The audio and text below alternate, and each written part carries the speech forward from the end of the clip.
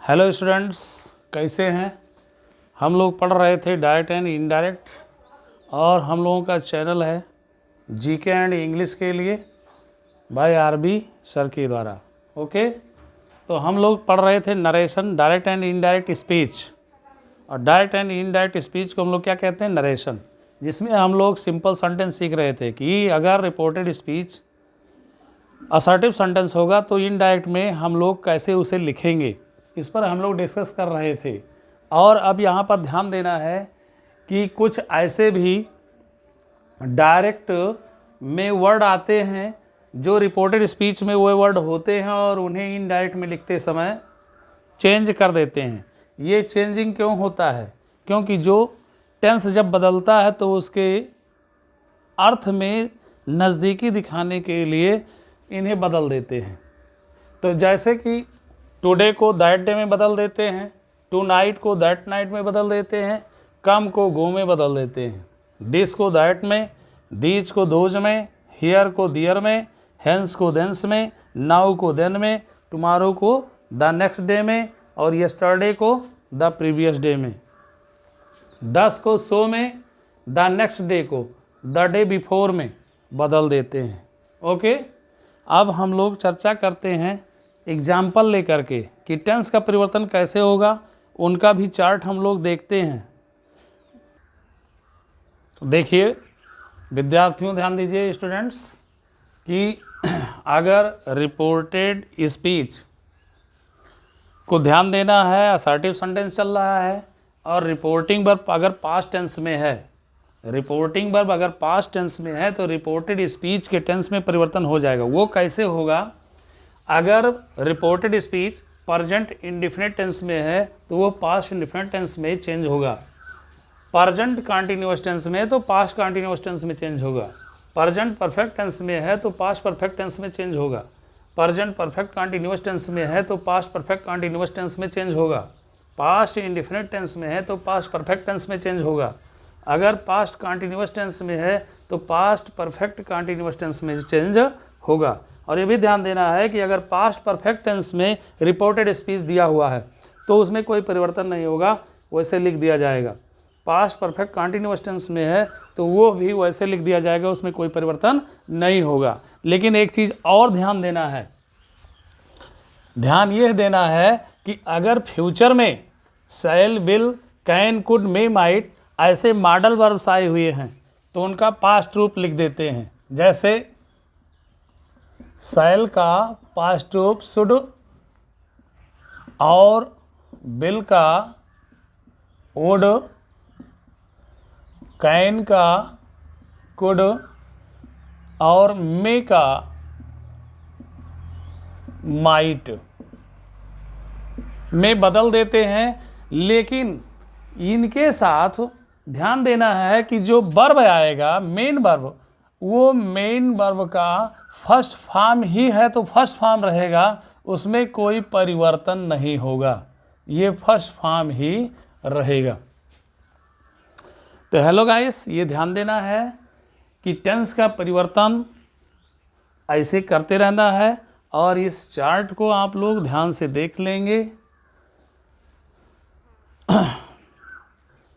Hello students, ध्यान दीजिए, यहाँ पर हम लोगों ने असर्टिव सेंटेंस लिया है। रिपोर्टेड स्पीच में देख रहे हैं कि I read my book today, मैं आज अपना पुस्तक पढ़ता हूँ। ये है प्रेजेंट इंडेफिनिट टेंस। खास करके हमेशा जो डबल कामा में सेंटेंस बंद होता है अर्थात वह रिपोर्टेड स्पीच को ध्यान देना चाहिए। और यहाँ पर ध्यान देना है कि रिपोर्टेड स्पीच अगर पास्ट टेंस में है अर्थात सेड है, क्या है, सेड है, तो सेंटेंस असर्टिव है और सेड के बाद में कोई ऑब्जेक्ट है तो क्या कर देंगे, सेड को टोल्ड में चेंज कर देंगे। यहाँ पर जो टू होता है रिपोर्टिंग वर्ब में, इसे इनडायरेक्ट में लिखने की आवश्यकता नहीं होती है। सेंटेंस असर्टिव है तो कामा के स्थान पर कंजंक्शन दैट का प्रयोग कर दिया गया है। और यहाँ पर ध्यान देना है कि आई फर्स्ट पर्सन है और आई फर्स्ट पर्सन का परिवर्तन आप किसके अनुसार करेंगे, रिपोर्टर के अकॉर्डिंग। तो रिपोर्टर राम है तो राम के अनुसार प्रोनाउन ही हो जाएगा। और यहाँ पर ध्यान दीजिए, ये प्रेजेंट इंडेफिनिट टेंस में है और ये पास्ट इंडेफिनिट टेंस में चेंज होगा, क्योंकि रिपोर्टिंग वर्ब कैसा है, पास्ट टेंस में है, सेड है, इसलिए टेंस का परिवर्तन हो जाएगा। जैसा अभी पीछे आपने चार्ट देखा, उस चार्ट के अनुसार कि कौन सा टेंस किस टेंस में चेंज होगा। तो यहाँ पर रीड का जो सेकंड फॉर्म है पास्ट इंडेफिनिट में, वो रीड ही होगा, लेकिन ये सेकंड फॉर्म माना जाएगा। यहाँ पर ये रीड फर्स्ट फॉर्म है, क्योंकि बहुत से ऐसे वर्ब होते हैं उन्हें ध्यान देने की ज़रूरत है कि उसके स्पेलिंग में कोई परिवर्तन नहीं होता है। तो यहाँ पर रीड का रीड है, जैसे cut cut cut, put put put, सट सट सट, सेट सेट सेट, ऐसे रीड भी है। तो रीड का रीड यहाँ सेकंड फॉर्म माना जाएगा। यहाँ पर आई के अकॉर्डिंग अपने की अंग्रेजी माई था, तो यहाँ पर ही के अकॉर्डिंग अपने की अंग्रेजी हिज हो गया। बुक लिख दीजिए, टुडे को किसमें चेंज करेंगे, दैट डे में। अभी आपने चार्ट को देखा कि कैसे उन शब्दों का परिवर्तन करना है, कि डायरेक्ट से इनडायरेक्ट में लिखते समय चेंज करना है। ओके, नेक्स्ट सेंटेंस देखिए। Mohan said you are playing football with the children now. ये है प्रेजेंट कंटिन्यूअस टेंस में, अब किस में बदलेगा, पास्ट कंटिन्यूअस टेंस में बदलेगा, क्योंकि रिपोर्टिंग वर्ब सेड है। अब यहाँ पर कोई ऑब्जेक्ट नहीं दिया है, इसलिए सेड को सेड ही लिखा जाएगा, टोल्ड में चेंज करने की आवश्यकता नहीं है। जब कोई ऑब्जेक्ट होता तो हम सेड को टोल्ड में चेंज कर देते, और सेंटेंस असर्टिव है। तो जब दोनों बातें होंगी, सेंटेंस असर्टिव होगा, रिपोर्टिंग वर्ब का ऑब्जेक्ट दिया होगा, तभी सेड को हम टोल्ड में बदलते हैं, अन्यथा सेड का सेड ही लिख दिया जाएगा। कामा के स्थान पर कंजंक्शन दैट का प्रयोग करेंगे, क्योंकि सेंटेंस असर्टिव है। अब यहाँ पर यू है, second person pronoun you. You का परिवर्तन किसके अनुसार होता है, रिपोर्टिंग वर्ब के ऑब्जेक्ट के अनुसार। अब रिपोर्टिंग वर्ब के ऑब्जेक्ट के अनुसार होगा, लेकिन जब कोई ऑब्जेक्ट होता तो उसके अनुसार यहाँ प्रोनाउन लिखा जाता। अब कोई ऑब्जेक्ट नहीं है तो हम स्वतंत्र हैं। यहाँ ध्यान देना है कि चाहे फर्स्ट पर्सन या थर्ड पर्सन के प्रोनाउन को हम लिख सकते हैं। तो थर्ड पर्सन में ही सी या दे का प्रयोग कर दीजिए, और या फिर फर्स्ट पर्सन आई बी का प्रयोग कर सकते हैं। लेकिन मान लीजिए हमने यहाँ पर ही का यूज कर लिया, तो यहाँ पर क्या करेंगे, यहाँ पर टेंस देख रहे हैं प्रेजेंट कंटिन्यूअस टेंस है, तो पास्ट कंटिन्यूअस टेंस में चेंज कर देंगे, तो ही के अकॉर्डिंग वाज हो जाएगा, क्योंकि ये सिंगुलर है। प्लेइंग फुटबॉल है लिख दीजिए, विथ है लिख दीजिए, चिल्ड्रन लिख दीजिए, और नाउ को किस में बदलेंगे, देन में बदलेंगे। किस में बदलेंगे, देन में। ओके, थर्ड सेंटेंस पर हम लोग चलते हैं कि सीता सेड टू मोहन। सीता ने मोहन से कही, क्या कही, कि we have eaten fruit today. हम आज फल खा चुके हैं। क्या खा चुकी हूँ, हम आज फल खा चुकी हूँ। तो सीता टोल्ड, यहाँ ऑब्जेक्ट दिया हुआ है, सेंटेंस असर्टिव है, इसलिए सेड को किसमें चेंज कर दिया, टोल्ड में। मोहन है, आपने ऑब्जेक्ट लिख दिया, कामा के स्थान पर कंजंक्शन दैट का प्रयोग कर लिया। ये फर्स्ट पर्सन है, फर्स्ट पर्सन का परिवर्तन किसके अनुसार होगा, रिपोर्टर के अनुसार। सीता है तो क्या कर दिया, यहाँ पर सी कर दिया, हैव का पास्ट टू हैड कर दिया, ईटन है लिख दिया, फ्रूट लिख दिया, और टुडे को किसमें चेंज कर दिया, दैट डे में। ओके, अब यहाँ पर आप ध्यान दिए होंगे, रोक दिया, रोक दो थोड़ा।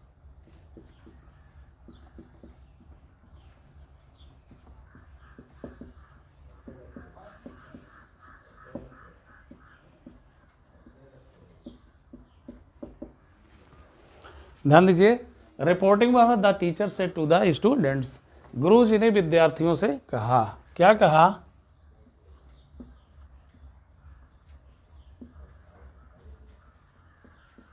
आई shall teach you English tomorrow.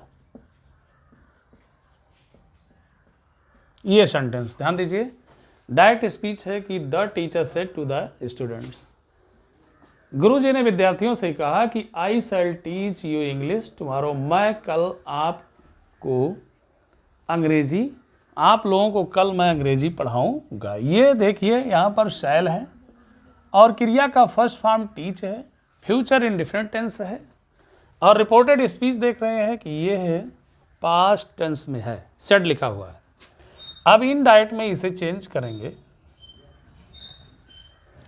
तो the teacher told the students, क्योंकि सेंटेंस असर्टिव है तो सेड को किसमें चेंज कर देंगे, टोल्ड में। The teacher